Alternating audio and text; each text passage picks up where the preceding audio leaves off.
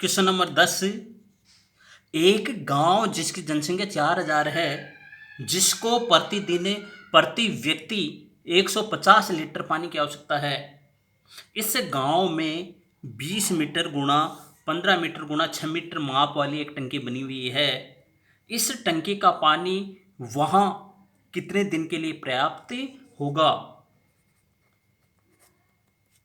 यहां पर हमें एक गांव की जनसंख्या दे रखी है। एक गांव की जनसंख्या है बराबर 4000। गांव में प्रतिदिन प्रति व्यक्ति पानी की आवश्यकता है। एक व्यक्ति को रोजाना गांव में कितना पानी चाहिए? वो है 150 लीटर। तो पूरे गांव को या पूरे गांव की जो जनसंख्या है 4000, उसको प्रतिदिन पानी की आवश्यकता होगी।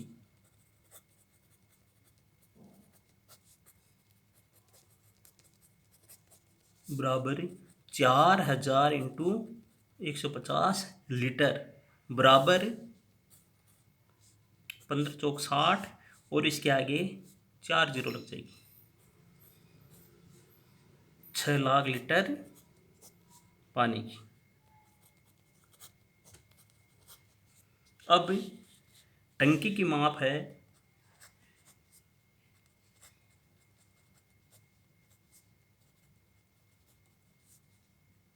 20 metre into 15 metre into 16 metre. गांव को पानी की सप्लाई इस टंकी के द्वारा होती है, जिसकी माप 20 मीटर 15 मीटर और 16 मीटर है। यह टंकी पानी की पूरी भरी हुई है। तो गांव को कितने दिन इस टंकी से पानी की सप्लाई हो जाएगी और प्रत्येक व्यक्ति को 150 लीटर पानी मिल जाएगा।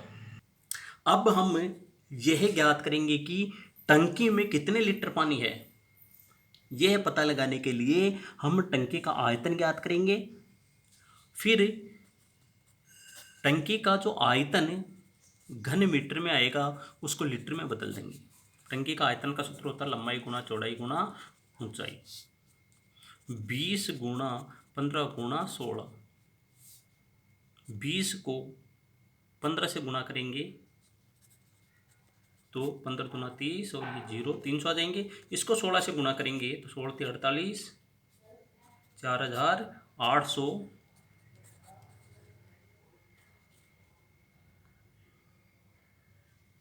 घन मीटर टंकी का आयतन आ जाएगा। सॉरी, हमने यहाँ जो टंकी की माप दे रखी है ये 6 मीटर है, इसको 16 मीटर लिख दिया है, इसलिए इसको 6 मीटर कर रहे हैं।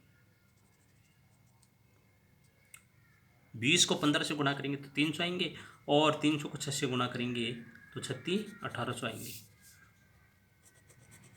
तो टंकी का आयतन हो गया 1800 घन मीटर। एक घन मीटर में कितने लीटर होते हैं पता है? नहीं पता तो मैं बता देता हूँ। एक घन मीटर में होते हैं 1000 लीटर। इसलिए 1800 घन मीटर में होंगे 1800 गुणा 1000 बराबर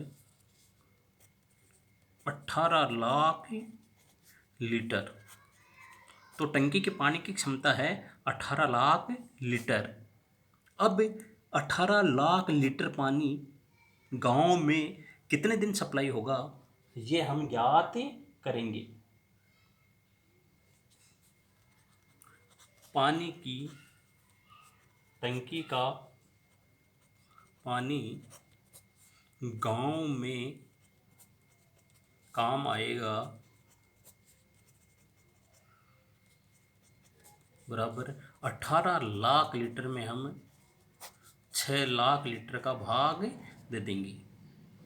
गांव को प्रतिदिन पानी की आवश्यकता है 6 लाख लीटर और टंकी में पानी है 18 लाख लीटर। इसलिए 18 लाख लीटर में जब 6 लाख लीटर का भाग देंगे तो आएगा 3 दिन।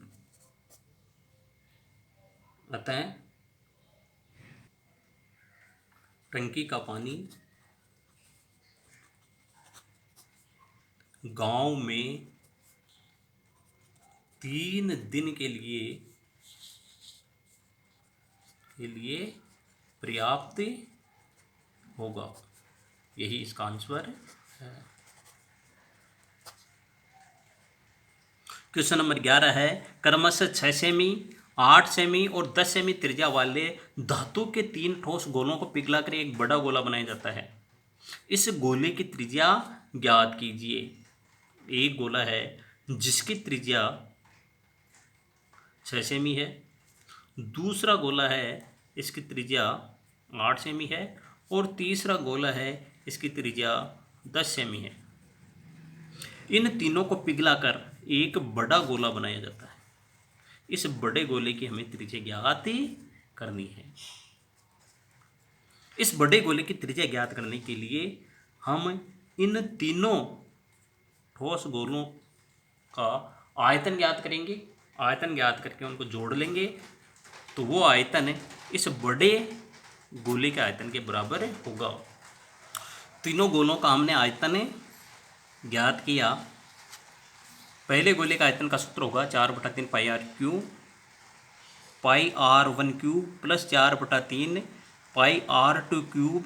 R1 तो पहले गोले की त्रिज्या है, R2 दूसरे गोले की त्रिज्या है, R3 तीसरे गोले की त्रिज्या है। तीनों में 4/3 पाई कॉमन है तो ये 4/3 पाई कॉमन ले लिया। यहाँ पर R1 क्यूब शेष बच गए, यहाँ पर R2 क्यूब और यहाँ पर R3 क्यूब। R1, R2 और R3 का मान रख दिया, फिर उनका घन ज्ञात कर लिया और जोड़ दिया तो हमारे पास आ गया 4/3 गुणा 22/7 गुणा 1728 घन सेमी। 3 गोलों का आयतन बराबर बड़े गोले का आयतन। अब बड़े गोले का आयतन का सूत्र है 4/3 पाई आर क्यूब बराबर 4/3 गुणा 22/7 गुणा 1728।